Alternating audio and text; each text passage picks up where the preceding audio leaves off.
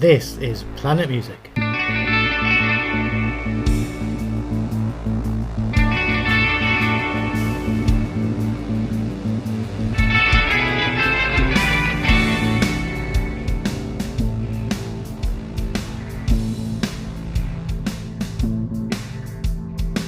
Welcome to Planet Music from the makers of Planet Marzipan.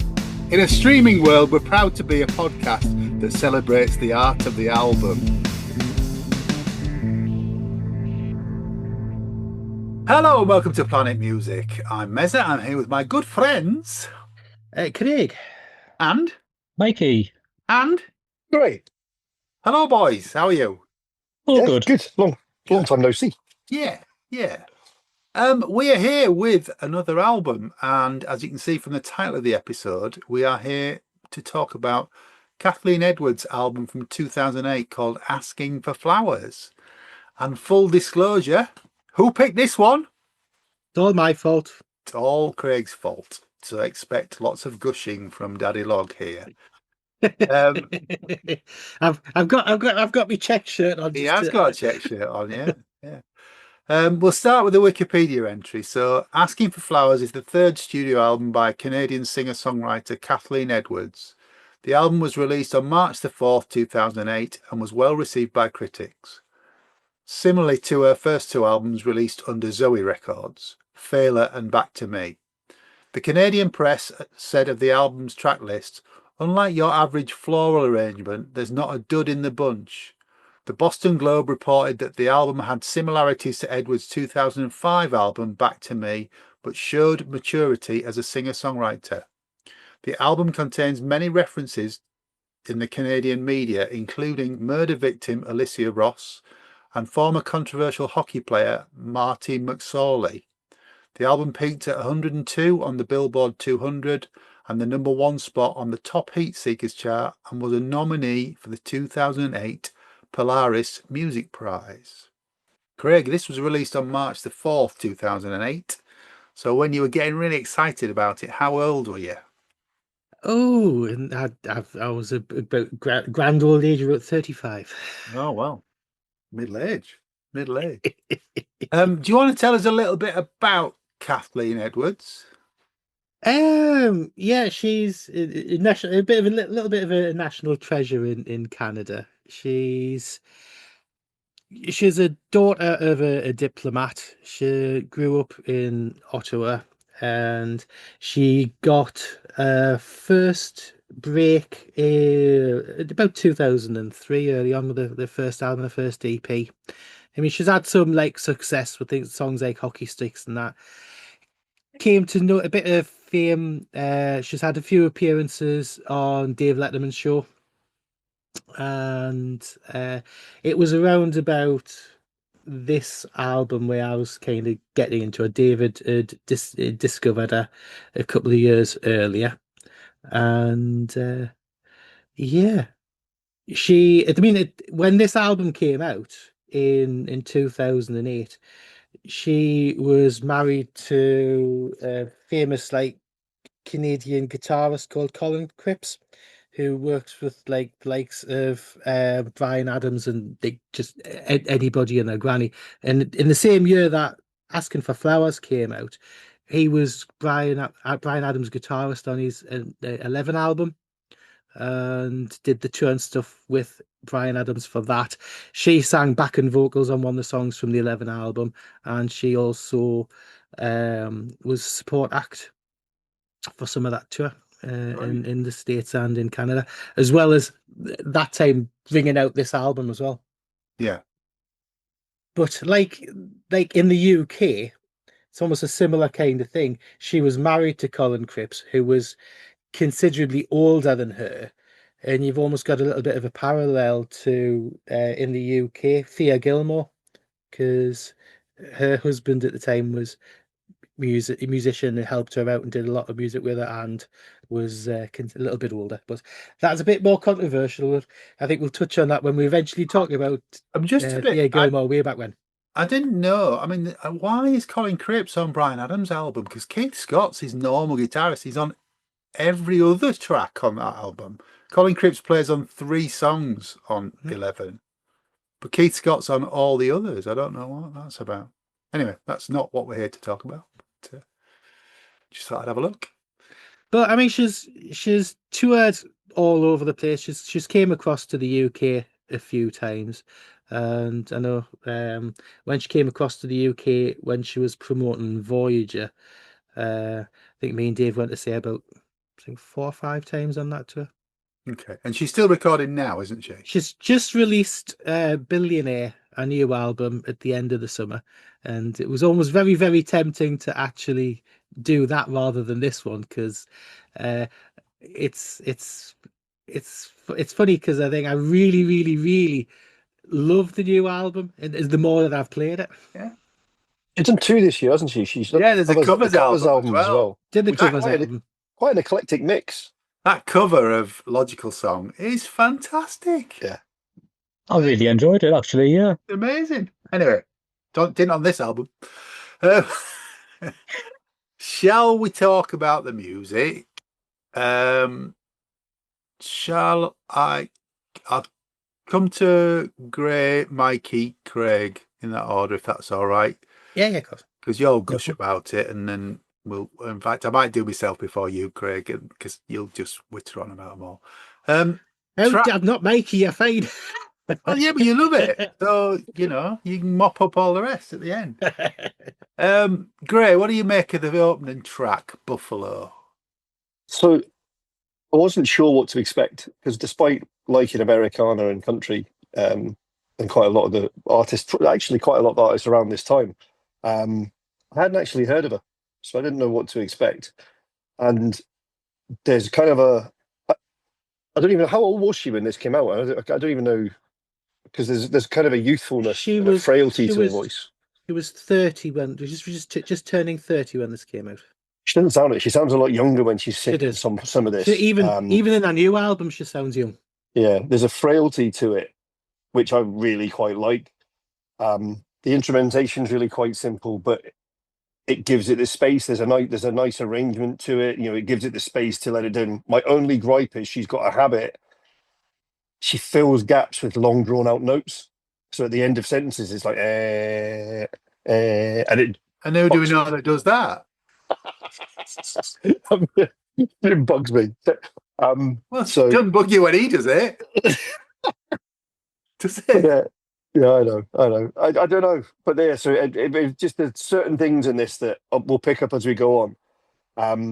But I think I'll save it for the summary of the album. There's a couple of bits I want to discuss, but yeah. What do you think of this song? I like the song.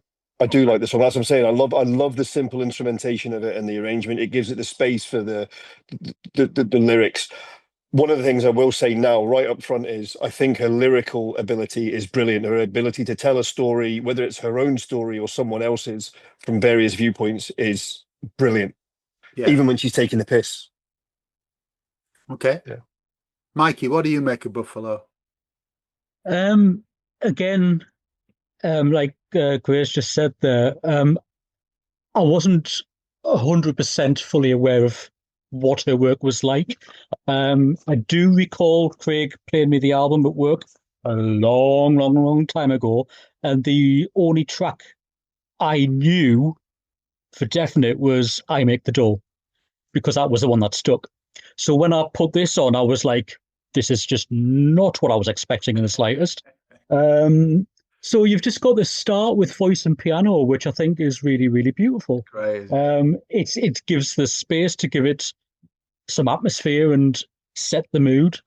The one thing that I will pick up on what Graham said about holding the notes is I find that our singing style comes from up here. It's very heady, throaty. She doesn't sing from her belly. So you get this wistfulness and breathy vocal style. My only problem with that is it doesn't change very much. That is how she delivers her songs. That being said, again, her lyricisms are wonderful. Yeah. She's frank, she's honest, she's brutal, and she's funny. Yeah. And that works really well for me. There's something about these songs where you don't. On my first playthrough, I wasn't really aware of it, but when you hear tracks, especially things like Buffalo, there's a lot of bass work going on, and they're quite bass driven, and you don't realize that until you've kind of had 2 or 3 playthroughs. Violin work, absolutely wonderful. I'm not au fait with who the band is, but there doesn't seem to be that many of them playing in this. Well, according to Wikipedia, on her last album prior to this, she'd used her own band, and this is mainly session guys. Is that right, Yeah. Craig? Yeah, it is. Yeah, Yeah. yeah. It's some of the top session players in America at the time. Yeah. Yeah, there's Yeah. a good few of them on. Yeah. But yeah, really liked it. Good opener. Yeah.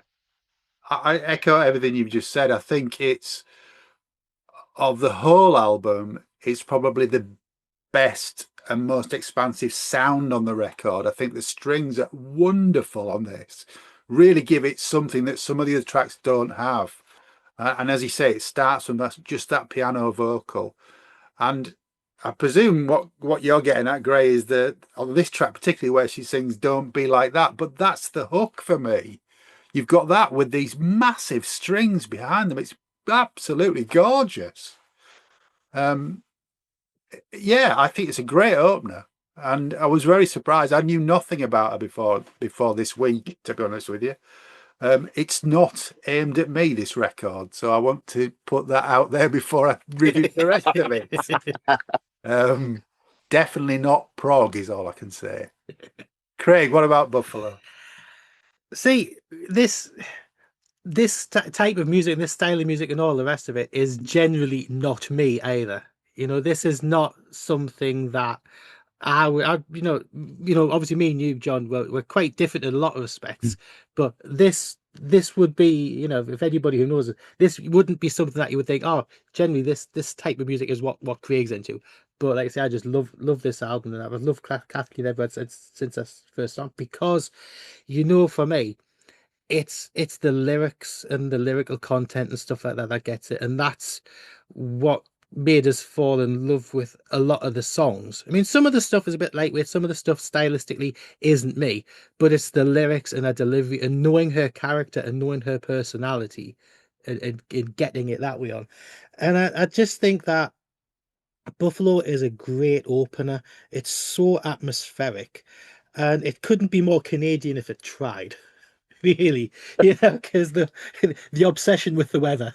Yeah, and linking to the weather to like a storm, and being trapped by a storm and trapped in a relationship. There's so many layers and levels. Have you ever seen Lightning and Snow? That's a great lyric. Yeah, it is. And it's the stuff. It's songs like Buffalo, and that I'll say it hot straight with things like songs like Buffalo and Alicia Ross and Oh Canada, and and especially like Goodnight California, songs that I really get into because they are also a lot different live, and they've got a different feel live as well. And seeing these songs live has been really good. I've been lucky enough to have seen quite a lot of this live.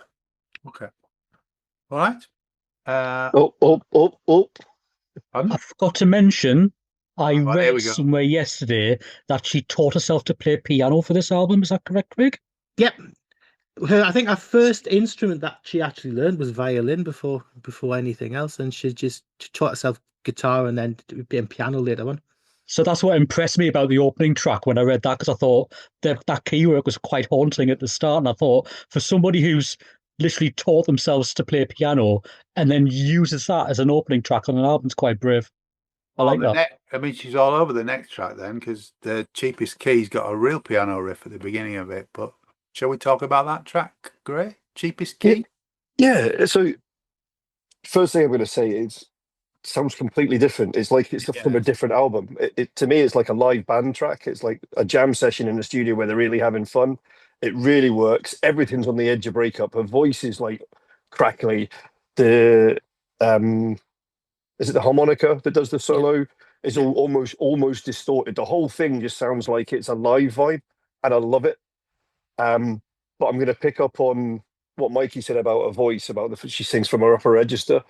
There's bits in it where, for me, She sings through a closed throat as well. Everything feels tight. There's no openness, and it makes it almost reedy at times. And I struggle with that, to listen to that as a singer, because it's not how you're taught to sing. You see the openness and what have you. And I think some of the songs struggle for it. I'll mention it in one of the later songs, because I think the song's brilliant, but it loses something because of that. But this, I can imagine live, this would be really good fun. Yeah. Really good fun to listen to. Yeah. Mikey? I love an angst-filled diatribe, and this has got it in. You on this record? Yeah. I like the fact that the tempo's picked up quite quickly as well after the first track. I was expecting another mood one, so that was. There's some more coming up. To me, it sounds a bit like Tom Petty meets Beautiful South, and that's a good thing in my book. The only thing that spoils it for me, because I think it's a foot tapper nonetheless, I was getting into it, and then at 1 minute 30, these god-awful screeching guitars come in. Awful, awful, awful. It's only like a short break, but it was just like, it just took me out of the song straight away. And I was really, really enjoying it. It's only 2 minutes 40. Exactly. Well, this is the other thing. I also think it's too damn short. I was just getting into it, and then it was like, I'm here all week, please try the veal. It's like, no, I wanted more of it. You know, there was, apart from that guitar, like I say, it kicks in about 1 minute 30. Apart from that one sound on the song, I really, really, really enjoyed it. Could have been longer. And I'm going to say that. I'm listening to it now, and at 1 minute 30 is the fucking harmonica solo, mates. I don't know what you're talking about. It's probably the harmonica. Is it the harmonica? That's the distorted harmonica, probably, yeah. Yeah. Well, he's a keyboard boy. He doesn't understand harmonicas and guitars. It doesn't, Pet Shop Boys don't do that. He's not a lungs for it, though. Well, You Only Tell Me You Love Me When You're Drunk is a very, very good country song, and they did that in spades. Yeah. So anyway, yes, cheapest key. Apart from that wailing harmonica at 1 minute 30, I loved it, but too short. Okay. I think the same as you guys. It's a nice change of pace. First couple of listens, because it starts, the first verse is, A is for all the times I bit my tongue, B is for bullshit and you fed me so much, etc. I thought, oh Christ, is the whole song going to be an alphabet? So, and then at the end of the first verse, she ditches that idea completely, because the second verse is completely different to that. But the A to G is just it's just for your notes, you know. That's all it is. That's why it just goes from A to G. Yeah, no. It's all right. It's great. It's concise. It's not Americana, this song, which is good for me. And it moves along fairly well. I think again, she's a very clever lyricist. You always write it in the cheapest key. You always blame it on the cheapest key. You always play me in the cheapest key. Really clever stuff. Great. Craig? I think my favourite line of that is, you know, here comes my softer side, and there it goes. It's just all in the fucking sentence. Yeah. But yeah, this just shows a character, a charm, a playfulness, and a biting wit, and it's good fun. And I know the likes of Matthew would hate it because there's too much harmonica, so he's not the only person who hates harmonica. At least he recognises harmonica. Whoa, sorry, I'm sorry, Mikey, but I was literally. Well, if the harmonica's so bad that it sounds like a wailing guitar, then it shouldn't have been on there. Yeah, but I mean, it's a good FU kind of song to somebody, isn't it? Yeah. And you know, it's a driving song. It's over before you know it, and it's great live. Okay. Track 3 is the title track, "Asking for Flowers." Great. So it's at this point in the album that I started paying attention to the credits, because I thought other people were writing with her. Because this is the third song with 3 different types. Everything is written by her. All credits is, all the instrumentation, all the music, everything is credited to her. which really surprised me. Then I noticed there's 4 engineers. So I wonder if it's 4. It's been done in distinct sessions. Yeah, One of them is probably. that kind of singer-songwriter, really introverted stuff. One of them is the rock and roll stuff like Cheap is Key. And one of them is the country by numbers stuff, which I really don't like on this album. And I just find the lyrics to this are brilliant. It's one of those really powerful, angry, personal things. Asking for flowers is like asking you to be nice. Don't tell me you're too tired. 10 years I've been out working nights. Yeah. It's full of vitriol, but the song is just kind of country by numbers, twee kind of pissed off girlfriend thing, and it doesn't work for me, which is a shame because it could have made so much more. And I think it was maybe in this session is where she had all these really good country musicians and they kind of led the work rather than doing what she was wanting to do, because it doesn't sound like there's certain songs on this album that don't sound like they're hers. They sound like they are country by numbers. Okay. Mikey? I really like this one. I've got this one pegged as my second favorite on the album. I like the fact that it's mid-tempo, and I think that suits her singing style better. I think some of the fast-paced stuff, I think it's like that readiness to her voice. I think that not too slow, not too fast, just really lends itself to her. And also the fact that so far it's the longest song on the album, and I think giving the instruments room to work around her lyrics works far better than some of the shorter songs. I've found myself engaging with this one a lot more. And I love a Hammond organ, so when they kick in this track, I was grins all over. My favorite line of the lyrics was, "My life is like a picture left out too long in the sun." I thought that was it could mean anything, but I thought it was just beautiful. So yeah, really like this one. I was piquing interest at this point. Yeah. I think this is incredible. I don't know why, because it's a country song, but I think the simple backing props up the lyric. It makes the lyric stand out. I'm doing one of my famous getting upset bits. I've been in relationships like this. I've been this person. You think you try so hard and it's not working out. What else have we got to do? That's not where I am currently. I hasten to add, if Leslie listens to this.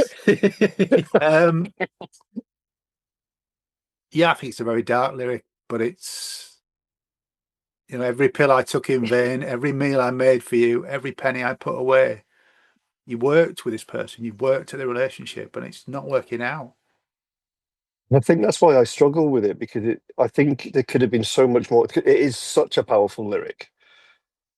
I don't think it's done justice in the song. I'm obviously listening. I'm hearing it differently to you and Mikey, because you both said you really like it, but I just struggle to see the power in the lyrics aren't matched by the song. Maybe that's why you like it, because it shows that vulnerability as well. I don't know. I think as Mikey says, that once the organ comes in and it grows the second half of it, there isn't really a chorus to it. I think it's a story song essentially, isn't it? Well, there's two refrains. There's the every pill bit, and then there's the asking for flowers bit, which they're both repeated after each other. And it's really clever. I think it's great. It's far better than some of the other stuff on here, but it's great. Yeah, Craig. Yeah, it's essentially the sky above the rain, but with a country kind of leaning. Well, this is more of a one-sided. Yes, it's the one-sided. It's the one-sided thing. It's the fact of if you've got to ask for flowers, it's all gone wrong. Yeah, and yeah, I'm kind of almost with Gray with it. I do love the song, but musically it could have been deeper. But it is definitely one of my highlights on there. And it's just heartbreaking because fine, well, that this person's stuck in a relationship with like any kind, no like reciprocation, no kind of reward for still being there. There's just lack of communication, and it just seems like the life's just been sitting watching whatever the other person's just getting on with, and this person's having to just do everything. But yeah, it's it's a good track. I just noticed the second line of the song is a walking declaration of everything I couldn't get right. Yeah. Wow. Again, it's our lyrics I love. Yeah, really good. Well, it doesn't get it doesn't get any lighter with the next track. Oh yes. Great. Alicia Ross. Yeah, so obviously not being Canadian, and I think I was otherwise engaged at times like this. I wasn't really aware of the story, No. so I went and did some research and read it up, and it's because I wasn't sure what the lyrics were about when I was listening to it. I wasn't sure if it was, I just couldn't quite get it. And then you read the story and you read what she's written, and it's her talking to her mum about her last moments before she's killed. It's done really simply. The arrangement is that kind of sparse stuff that I really like on this album. Her voice. Now we've talked about the sort of the reediness and the frailty of her voice, and I think it really works for this because it's that kind of plaintive lyric, the way she's talking about her mum or talking to her mum. I love the bit where she goes on about the things she'll never be able to know, like her mum's ring size and dad's middle name, and all that kind of stuff. Is like all the things that she wishes she'd known or had the time to ask, and it gives that kind of. I think it's sad as hell, but it's just so well done. I really do like it. Yeah. Mikey? This happens to be my favorite track on the album. I also wasn't aware of the story until I did some reading very late last night. But before I did do the reading, this reminded me of a movie.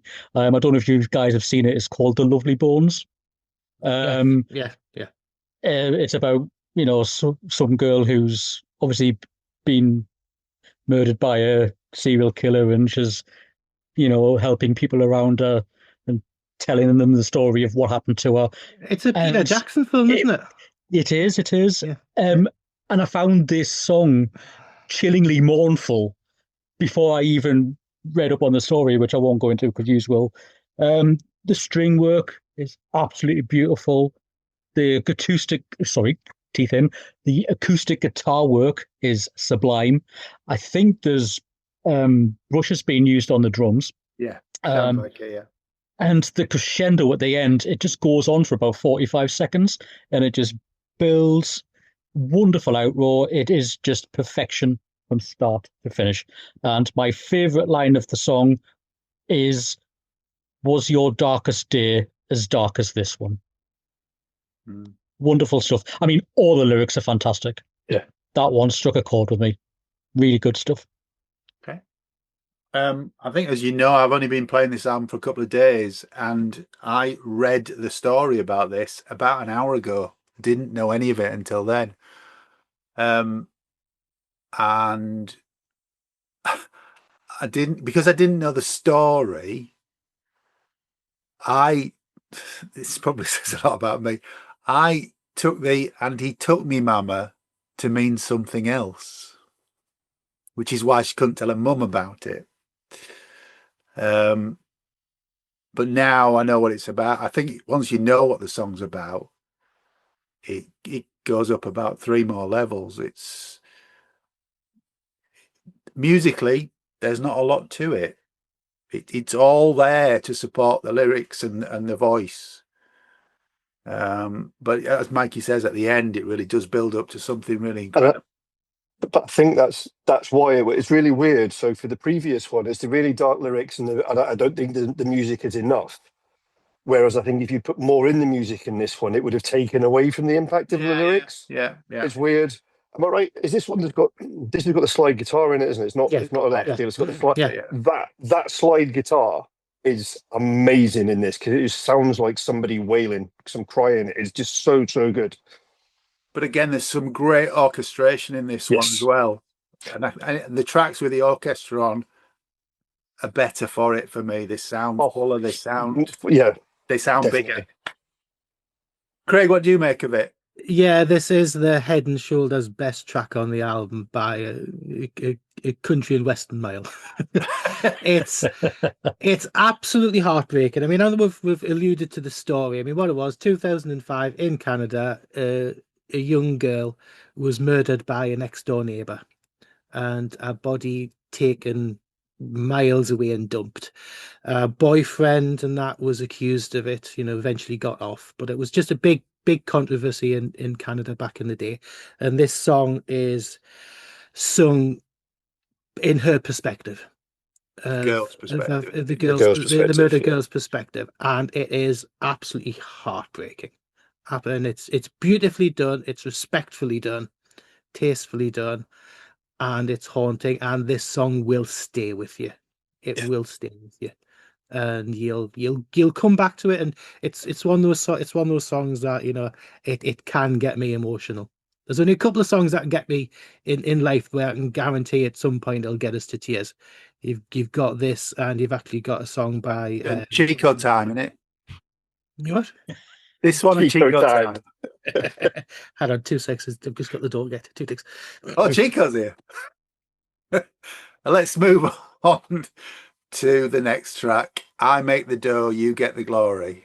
Great. So this is another example of her brilliant ability at lyric writing. It is so tongue-in-cheek. And Amazon dropping off there. We're carrying on. Oh, Amazon dropping off what? Another album. No, that's Sarah's shop. I think it's another example of she can write, as we've just heard the last two, she can write really dark shit. But if you listen to Cheap is Key, you listen to this, you listen to a couple of the songs that are coming up, she also has the ability to write sort of tongue-in-cheek, fun wordplay type stuff. I can't remember what the first part is, but the one she's like, "You're somebody," and then I'm Elvis. Cool and red like Fogarty. I'm Elvis Presley in the 70s. Yeah. You're the Concorde. I'm Economy. It's like all that kind of stuff. The lyric for this is brilliant. Unfortunately, it is another Country by Numbers song for me, and I think there are people that do the country stuff so much better. But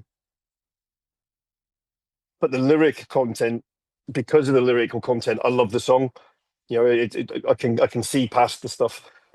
The arrangements on that. I mean, I'm saying country by Numbers. The arrangements and the musicianship on these songs is absolutely brilliant. I'm not saying anything about them not being good. I'm just saying there are so many songs that sound like it. If you want to make your mark, you need to do more stuff like Alicia Ross and some of the stuff that's coming up. Yeah. Mikey. Can everybody remember that Simpsons episode where Homer finds a country singer called Lurleen and makes her famous? For some reason, I imagined her singing this song. But in all fairness, I think it sounds quite Loretta Lynn. She's a country singer from way back, like Conway Twitty times. This is the first song on the album where I feel there's like a full live band feel on the go. Everybody seems to be doing a lot of work in this song. So much so that I think that I noticed the steel pedals used more in this track than anywhere else on the album. The bass work, again, is quite driving, and I really enjoyed that. And I love the fact that it's quite an up-tempo, kind of having a go, but cheeky having a go. Again, it had that beautiful South Tom Petty vibe for me. I actually quite like this one. I think it's a little throwaway when you've had Alicia Ross before it. So I was kind of like, oh, that's thrown me a bit. But I think it's actually needed after that song. And I love the line, "You're the buffet, I'm just the table." Perfect. Absolutely perfect. But yeah, totally enjoyed it. Okay. This is awful. This is fucking awful. I'm sorry, Craig. This is just You don't have to country. apologise to me. This is just country. There's fucking pedal steel all over it. It could be anybody. It could be somebody on at the club down the road. It's a clever lyric, but nah, not going to listen to this one again. I'm sorry, Craig. Right. This is where you can, and the story behind this song answers a lot of this stuff. This was written in the space of about 24 hours. It was started one day. She was challenged to write the lyrics overnight to finish it for the next day. It's a fun song about a band and essentially one of the members, because she's worked with so many people over the years who are like artists in their own right. So it's a bit fun that, you know, they're comparing a lot of the band members because they're, you know, they're artists in their own right, and she's like, you know, she might be making the dough and all the money, but these people are. She even says that they're better than what she is. And especially there's one of the members of the band, Jim Bryson, who does a lot of the contributions of her first 3 albums. And it's a lot of it's actually about him because, you know, she's looking over at a guy there who's playing in her band and have fun in her band. And he's had a better and a bigger career than what I've had. And like, what are these people doing with me? So, and it is like I say, it's a bit of a throwaway kind of country vibe. So I know I get you what you musically for me, it doesn't necessarily do. It's a bit too country for me, but I enjoy it for the fun song that it is and for the meanings behind the lyrics on it. Okay. Next track is Oil Man's War. Great.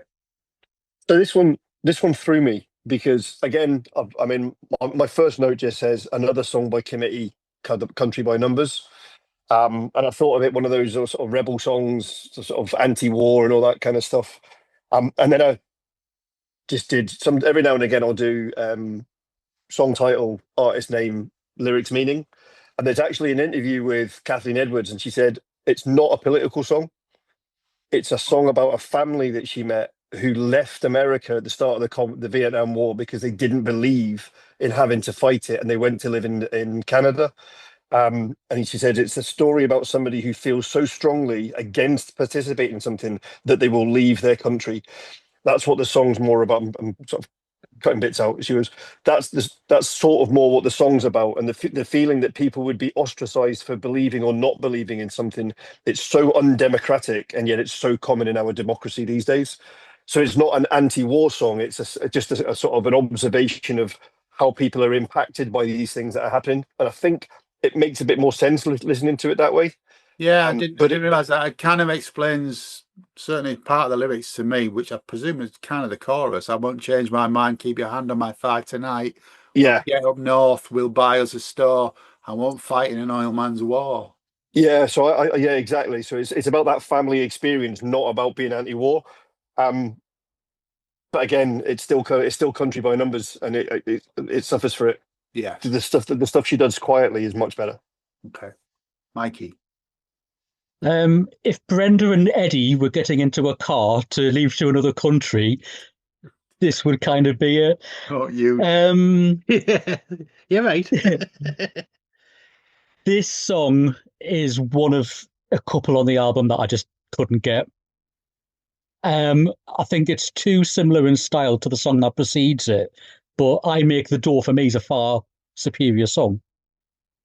It just sounds like, I don't know, it sounds like the B-side to an A-side single. I don't think it lends anything to the album. Lyrically, I did read up about it and I was like, oh, yeah, it's clever. But apart from the guitar work, which I actually really like on this track, and there's not a lot of guitar work on this album I do like, but on this particular track, it really, really works. But I just couldn't get into it, and I have tried about 3 or 4 times. It's not doing it for me. Okay. It's a fairly middling track for me. It's far better than I'll Make the Dough. I wouldn't skip it, which is makes it better than that. Yeah. It's like 12-string electric guitar. It's, Gray explaining some of the reasoning behind the lyric explains it a little bit to me, but it's not an outstanding track. It's an album track, really. Craig. Yeah, I'm with you. It's an album track, and it's got a nice drive and beat and that to it.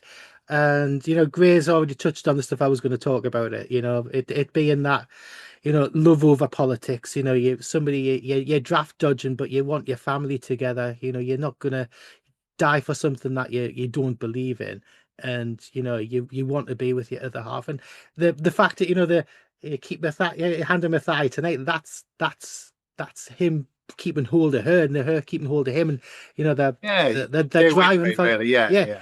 they stay with me. She's desperate for him to stay together, and desperate for them to be together. And again, with like I say, musical styles, there's so much of this album which is not in my wheelhouse, but it's the lyrics and the words and the personality that gets me through it, and that's why I love it. Okay. Well, next track is Sure as Shit. Great. I love these lyrics. I really do. And so it's really weird. So when you read about her, she gets described as a singer-songwriter in the Americana style. For me, this is what a singer-songwriter is about. It's that kind of acoustic stuff, telling a story, the observational, personal stuff, and what have you.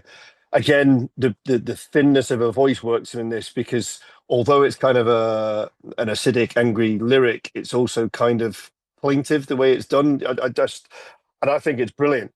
And it's very different to a lot of the stuff. So this is one of the things that, when I was saying like the 4 different engineers and the different sessions, this sounds to me like it's a completely different session to the 2 country songs that went before it, or Alicia Ross maybe, or some of the other stuff, because it sounds like a different set of songs. I know a friend of mine, a girl called Susan Enum.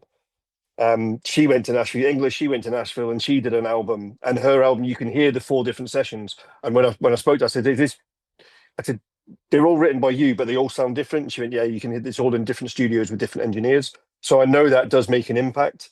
But I love the song. I really do. I love the way the lyrics are written. And it's like, I helped you pack your bags and I folded up your snap shirts. When you come back, it'll already be winter. If you look at the girls working out in the nighttime, I don't mind, but I don't want to know. It's like, go away and do what you need to do. Work. I'm not sure if it is about, because if he's working up north in Canada, he'll be away for a few months working. I don't know if that's what it's about or what have you. More about the half being a touring musician. Right. Okay. Ties into what you were talking about earlier on. Yeah. Okay. That even makes even more sense. Yeah. Okay. Mikey? I agree with Graham. It was nice to have something that was purely acoustic going on. I wish it had been before Oil Man's War, to be completely honest with you. I think it would have just stopped the sameness of those 2 tracks together. Painfully beautiful and honest lyrics. It is mind-blowing how she can put this stuff into words, because there's not many people can. She's very concise and she gets the point across, but she's also quite poetic with it. The thing that I wrote down was, and the secrets that I whispered in your ear while you were sleeping, you can call to mind when you're out in the world without me.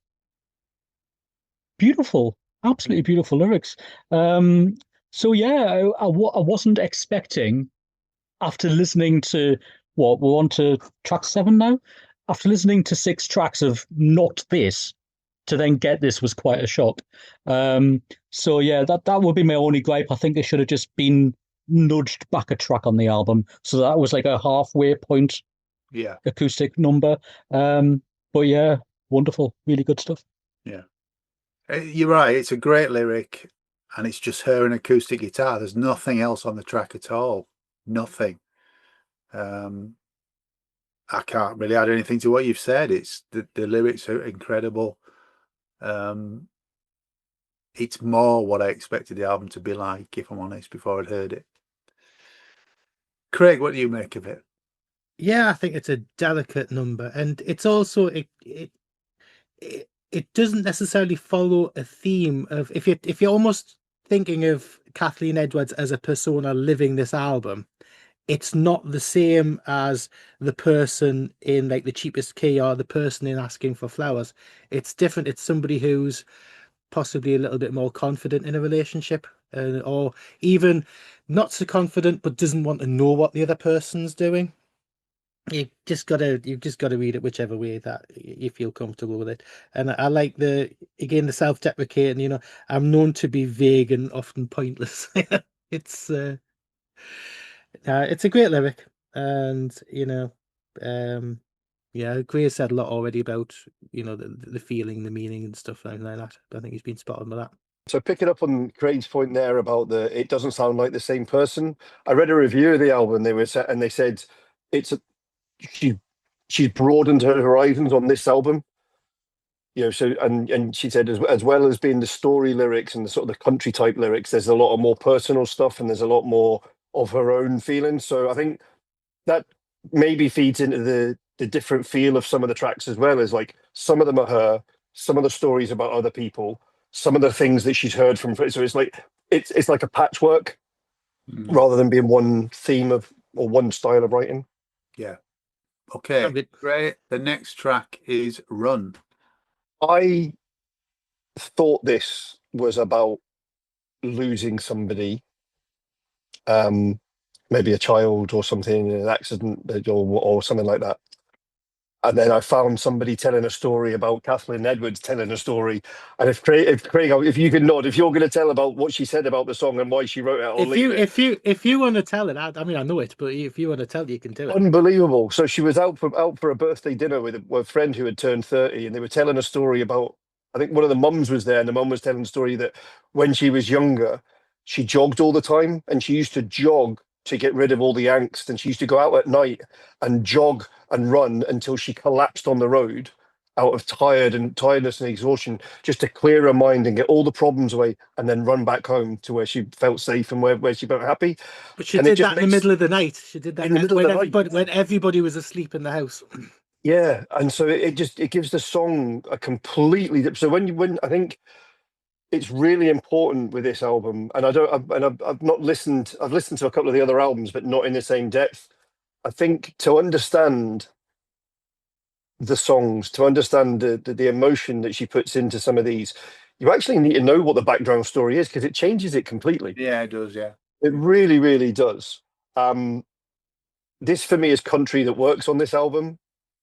You know what I mean? It is an absolutely brilliant song. Yeah, one of my top. So I know you said it, but when we were talking before we started recording, you said you kind of lost. You got less and less notes as you go on. For me, the last song, this one, and the next one or two are the album for me. They're the ones that I love. They're the high points because it's the singer-songwriter type stuff. It's that kind of thing. But don't get me wrong, a couple of songs beforehand are amazing, but this block is the album for me. Okay. Mikey? I agree with you to a point, Gray. I think the lyrics on this are wonderful. I just, again, musically, I found it difficult to engage with. The sound to me, the first thing I wrote down was Buckingham Nicks, because I think there's this grittiness that isn't on the rest of the album. And I did read about the story behind the lyrics after I'd played it about 3 times, because again, it was one of them ones that I just wasn't getting. There was something there that I was missing. And again, I think it's unfortunate sometimes when you have to contextualize lyrics to get the full meaning of a song. Sometimes it's best just to run with what you think you understand. And my understanding of it was not dissimilar to yours. It was like, it was a loss. It was, an accident or something like that. And, any artist would probably tell you, take what you want from the song. It doesn't matter what the meaning is. If you were to listen to this blindly and not understand any of the lyrics or where the story's coming from, it doesn't matter. But again, it's another one of them ones that's too damn short. It was just getting interesting for me. And then it's like, doo gone. And I'm like, come on. So, some of the songs that really need to be stretched out just aren't. Don't fade out. It doesn't fade out, no, but it just crap ending. It's just no. I could have done with a minute longer, and I would have been over the moon. Okay. I don't know the story behind this song, and it makes it very average. It's just another song on the album for me. I think in light of knowing what you just said, that might change how I feel, but it's okay. That's all I can say, really. It's not as bad as I Make the Dough, which is my low benchmark on this album. Craig.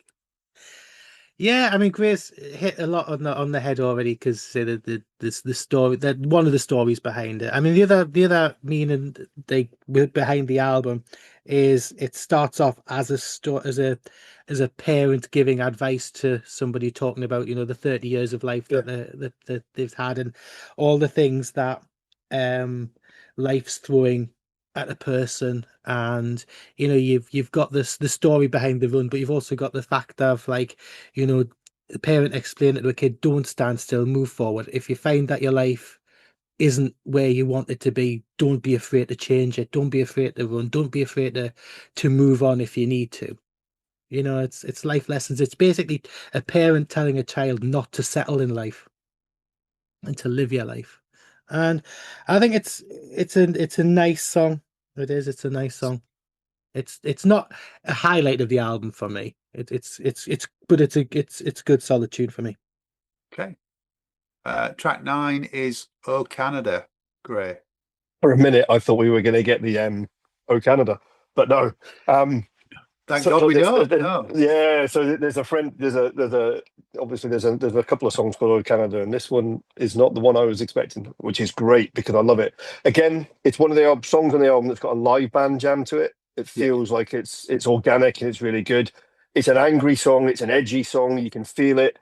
It's also, I don't know if Mikey agrees with me when he does it. It's the first time I hear her open up voice wise when she's doing the. It's not a. It's not the year of the gun. Don't say out like that bit. Yeah, that bit when she says it's not this, it's ambivalence. All right. At the end of it, she actually opens up. It's not the lack of sense. It's called. That's it. It's not the lack of sense. It's called ambivalence. Yeah, that bit. I love it. So this vies for my favorite song on the album. Just the whole, because it's all about, we all can try to convince ourselves that Canada's perfect, that we don't have problems, but Christ, we do. You know, there's a black girl being killed. I think what was her name, Jane Krieber or something. Or yeah, but the thing is that's the one thing that's a slight different to the reality, because the girl who was killed wasn't black. She was killed by two white. They killed in a gang killing. What was her name again? My brain's gone. Was it Jane Krieber? Jane Krieber. Yeah, because she was a 15-year-old like schoolgirl who was killed by two black guys, but it set up it was a gang warfare kind of thing. Right. And it was called the Boxing Day murders, happened on Boxing Day just after Christmas. So it's quite a powerful song for me, because it's like, oh Canada, we all love you, but there's a lot of work to be done, and let's actually talk about it. Let's not hide it. Let's not be ambivalent. Let's face the problems. So I really like it. Yeah. Mikey. I think the thing that I like about it as well is that, yes, it's shining a light on Canada, but it's a global representation, really, isn't it? It's like you can look inwards, you know, but you've got to punch outwards as well. And I think that's what's getting across in this album. And yes, Graham, I completely agree with you. Her vocal delivery on this is probably the strongest of the entire album. And it does sound like she's singing with a bit more vitriol than what she is elsewhere.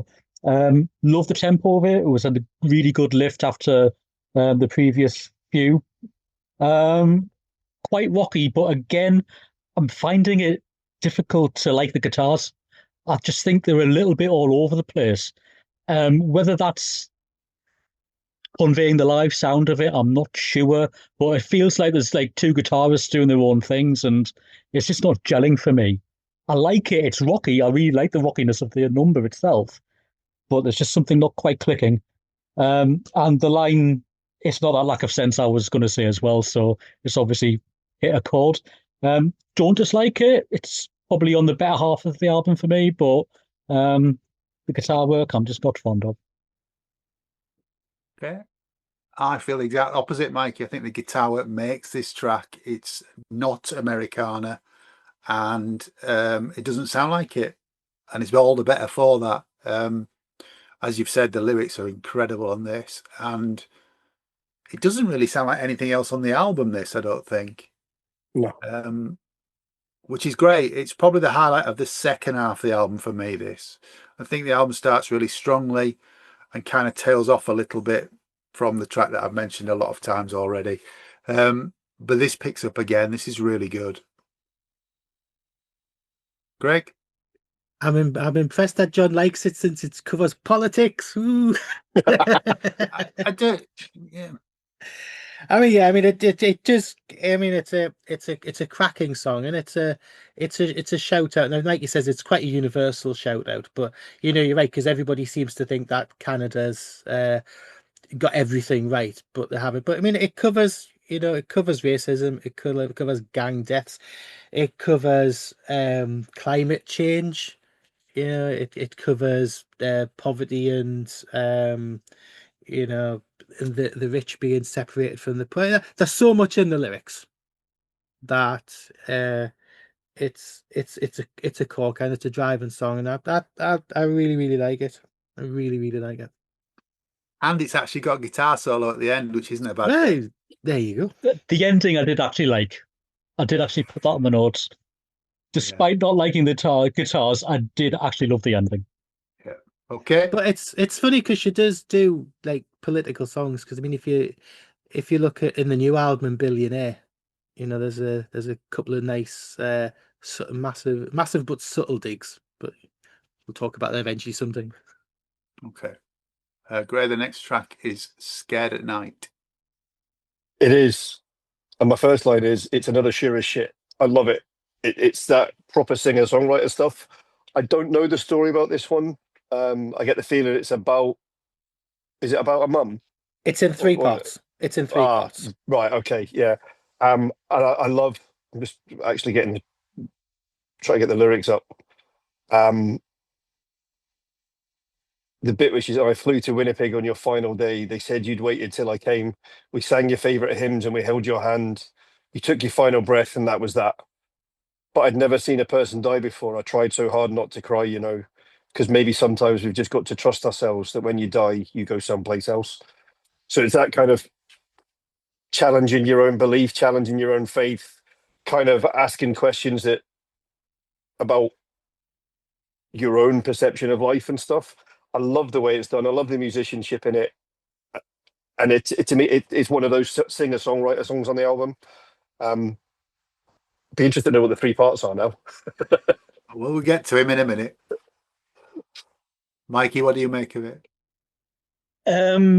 I actually found this quite uncomfortable. I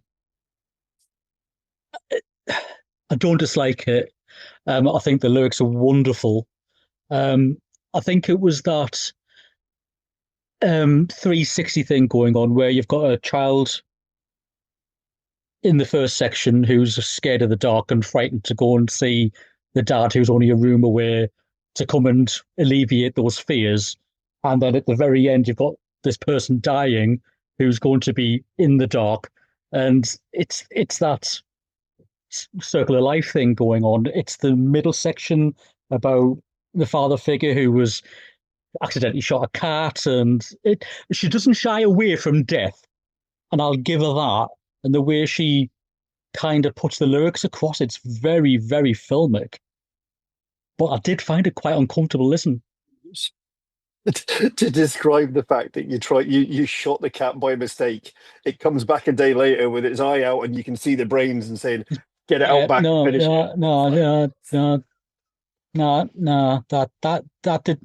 That made me feel a bit queasy, to be honest with you. Yeah. And like I said, it's not a bad song. It's not a bad song. I can't see myself revisiting it because I did find it quite, like I said, it was an uncomfortable listen. And I think it was just that, we've all held somebody's hand when they're dying, and it was just too close for comfort. I Yeah. think, hats off to her. I mean, brilliant songwriting, but just it was just too much for me. Okay. I think this is true to life, isn't it? It's these are real life stories that she's talking about here, and they seem to be personal to her instead of the focus being on the outside world. This is focusing on her and her life. It's a really strong song. It's not an easy listen, though, as Mikey says. Oh, it's not an easy listen. It's not. Yeah, really good, incredible, in fact. Yeah, Craig. Yeah. So, Gray, the three parts of it. The first verse is her as a child, and like with what Mikey was saying about a dad being in the next room and stuff like that. The second part is a traumatic experience of her dad with the farmyard cat. So it was her dad's, like, one of the things that was really upset him as a child, because his actions had consequences, and it was something that you've done this. Do you realize what you've done? And having to deal with it was the finish of the job bit that was like, yeah. But yeah, no. but his dad was a child when he had to deal with that. Her dad was a child and had to deal with that, and it's just a thing. And the last bit is about her and her dad at her paternal grandmother's last day. Right, okay. So it was like the two of them being together, like with that, and the having to deal with that there. And it is like, Mike, you've got it right with all the stuff about the being in the dark for different the things, and it is such a deep song that works on so many levels, and it is quite an uncomfortable listen. Yeah, it's quite a painful song at times. Yeah. But this is it, is she can be like I said, she can be so tongue-in-cheek, she can be funny, but she is so clever. She really is so clever. And like I say, a lot of the time, I keep saying it, that musically doesn't necessarily always do it to it, but it's her lyrics that she does, and the level of it all. And then this is why this album stayed with us for so long. And again, it's out of my wheelhouse, but I just love it. Okay. Well, the next track is the last track of the main album, and it's called Goodnight California. Great. So, we were talking about Buffalo, and I think all of us mentioned the fact that there's the space for the lyrics, and there's the time to let things bed in. This takes that to a whole level. It's really quite sparse lyrically. Was it 6.5 minutes long? Yeah. But there's less lyrics in this than any other song on the album, I think. Yeah. But I love it. I mean, it's really weird because it's gone back to country, but it's good. There is something about it. I love the strings. Like John, you mentioned earlier on about the strings on the songs on this album make them something more. So the strings on this, the harmonica on it, where the harmonica elsewhere has been kind of forced and angry and sort of rock and roll style, this is that kind of plaintive harmonica type thing that you get in sad songs. I just love the arrangement. I think it's brilliant, and fights for top place for me on the album, actually. Okay. Mikey. Third favorite track on the album for me. I get the feeling this was a thank you to the fans. I could be completely wrong there, or a thank you to those who come to watch our live. I don't see this as a song. I see this as a poem set to music. And like you said, Graham, the room that is given to breathe and develop is absolutely perfect for me. I mean, before the words come in, you've had 1:20 of beautiful strings and atmosphere builds. I think it's just another one that I really wasn't expecting to hear. My favorite lyric on there is, "I won't let you in my heart, but you are always on my mind." And the vocal deliveries towards the end Which is like this ethereal, just like, oh, beautiful harmonizing. Perfect ending to this album. Absolutely perfect. It very, very nearly took the second place, but Alicia Ross just ever so slightly beat it to it. But it is a wonderful song. Loved it. This is the antithesis of everything else on the record. It's a long song, as you say, Greg. It's got time to breathe. It's got time for musical themes to appear and disappear again. The harmonica is difficult to describe. It, as you say, it's not rock and roll. It's it's quite haunting in a way. And then like the moody blues down. Yeah, definitely. Yes, but it's got the orchestra swell behind that as well. Yeah. And all throughout this, you've got this like shuffle beat going. It doesn't really the beat doesn't change. It's this shuffle beat just throughout. There's a little bit of 12 string as well. It's a glorious song, yeah. Really nice. Craig? I love it. It's my second favorite song on the album after Alicia Ross. But I'm gonna bitch a little bit. This live is a completely different beast. Because I've got the harmonica kind of stuff in the background, stuff like that. Replace that with a fucking guitar solo, and it is out of this world. This live is just me. When first time I saw this live was in Manchester. It was a Ruby Lounge. Me and Dobby down the front did this guitar solo through this and all the rest of it. Our jaws were on the fucking floor. Honestly, it was just like Jesus. And that was just the live version, but I love the studio version. I think it's got, like you say, it's got time to breathe, and I think it's an interesting kind of lyric in that as well, because I don't know which necessarily way to take it, because there's a couple of ways to take it. Because if you listen to the lyrics, you feel, is it two strangers meeting in a smoky, quiet bar? The longing looks and wondering, like, what if, you've got stuff like, lyrically, you don't even have to speak if you keep looking at me. And it's like, is there stuff there? Or is it, people looking back on a relationship, back to the start of a relationship and stuff like that? So I did wonder, with her husband being a musician. Yeah. So Goodnight California, talking about the lights going down, so it's about performing.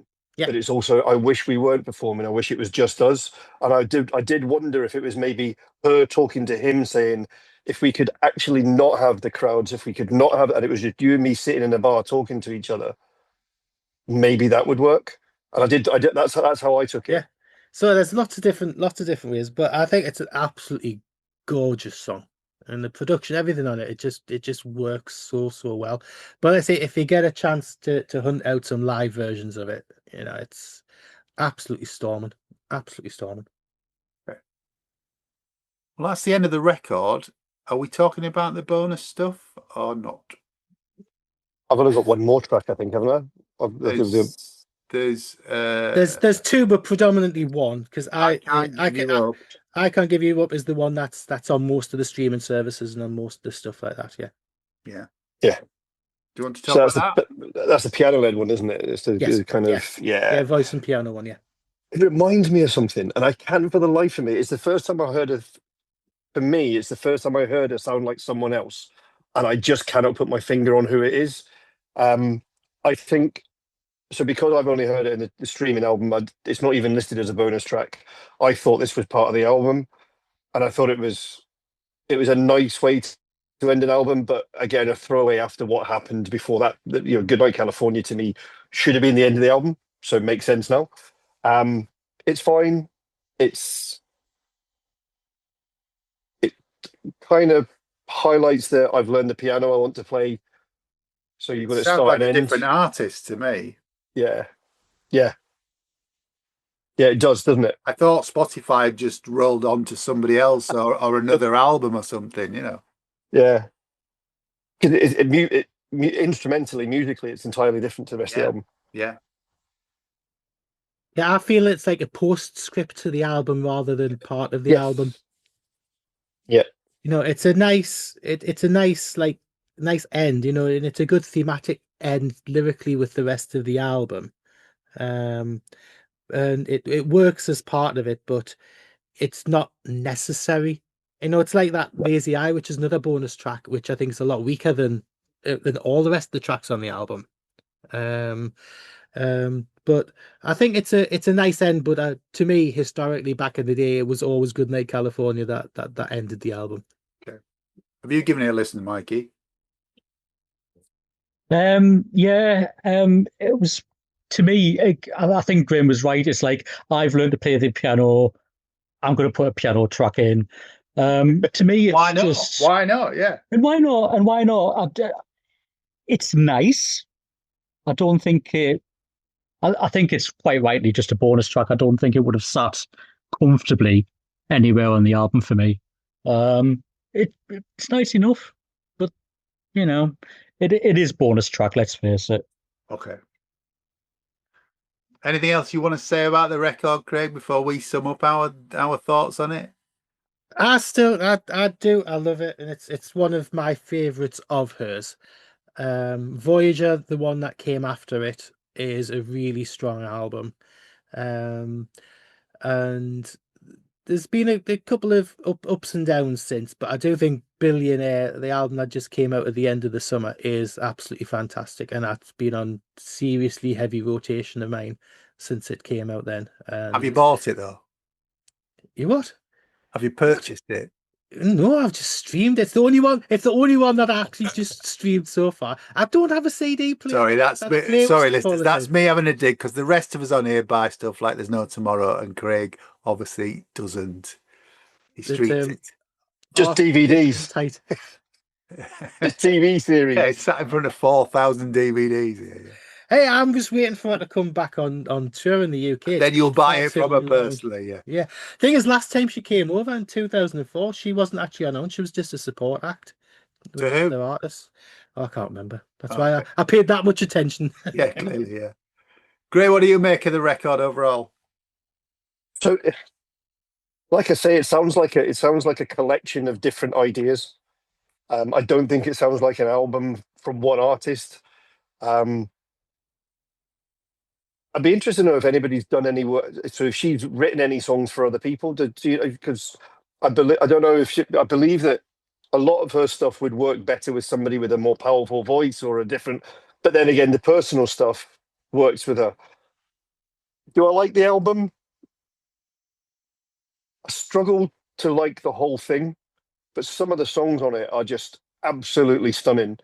And I think what I would do is I would add it to. I've got a couple of playlists of female country singers and what have you. When my missus and I went over to Nashville, we went to the Bluebird Cafe and there's like 5 musicians at a night, and I've got sort of playlists of different songs because none of them have really strong albums unless they are right up there, getting the production values and what have you, because they all write by committee. Some of them you've got 13, 14 songwriters on them. These people, it's one person does it, and therefore it's not all built to be a hit. So this patchy element to the albums. The person I think of when I was listening to her, there's a girl called Jen Bostich. But she's more piano led. But she's very similar. Some of the album is amazing. Some of the album is like, oh my god, what do you think you're doing? But definitely made me go and listen to some of her other stuff. I've gone and listened to Billionaire.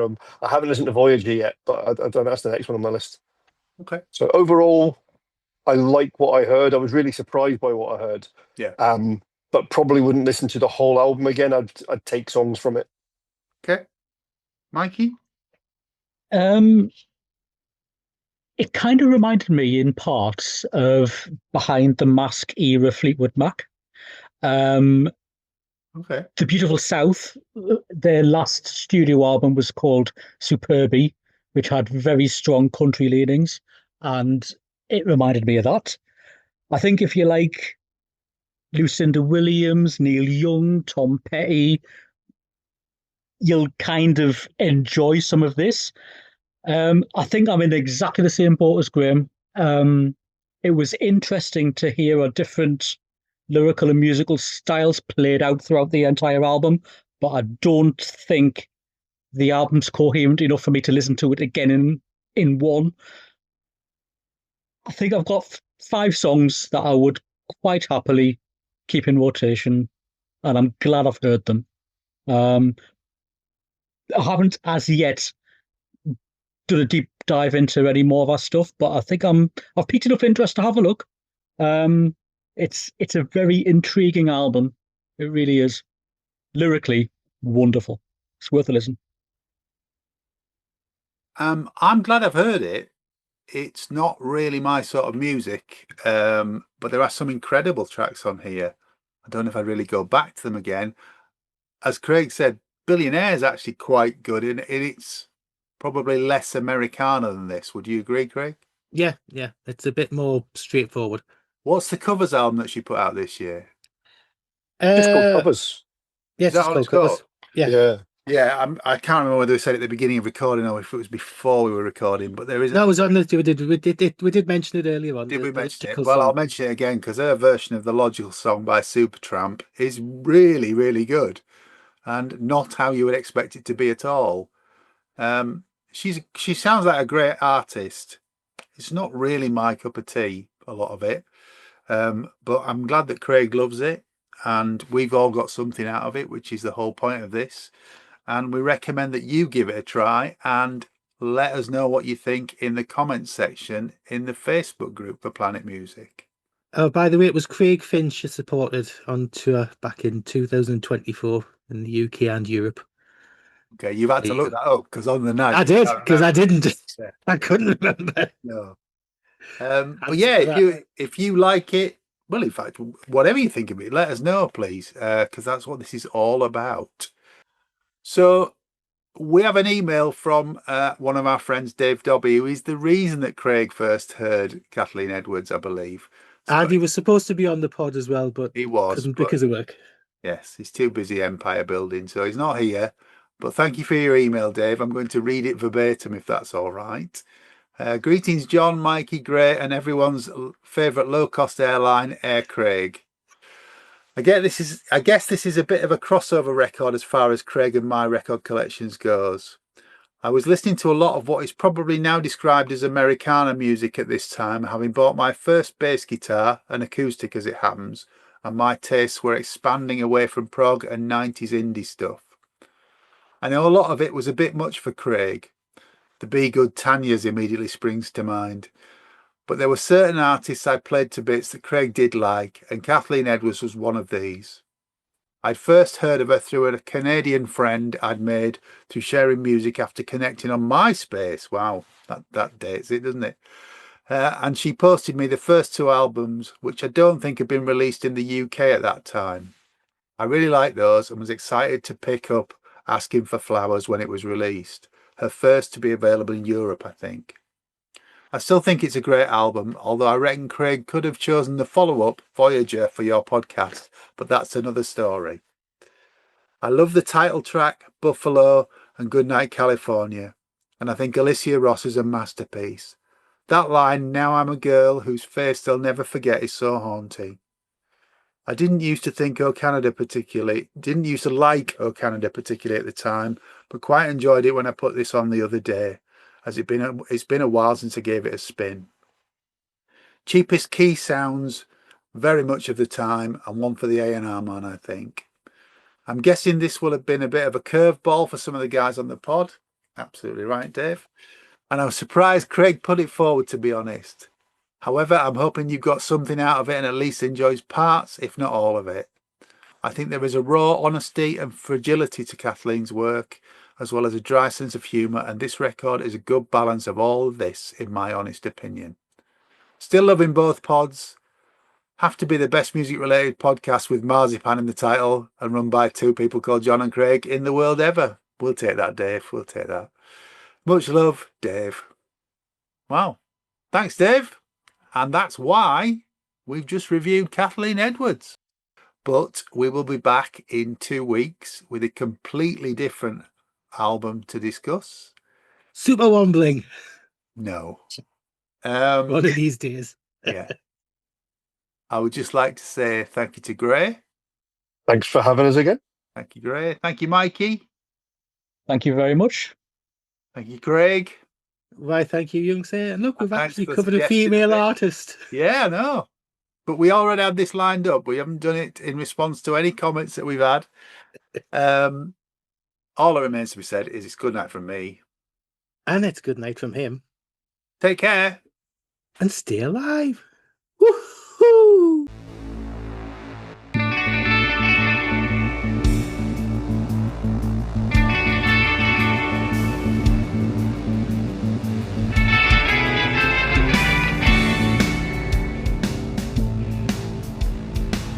Thanks for listening To Planet Music from the makers of Planet Marzipan. If you like what you've heard, please like and subscribe, and maybe even join our Facebook discussion group. You can contact us at planetmarzipanpodcast@gmail.com.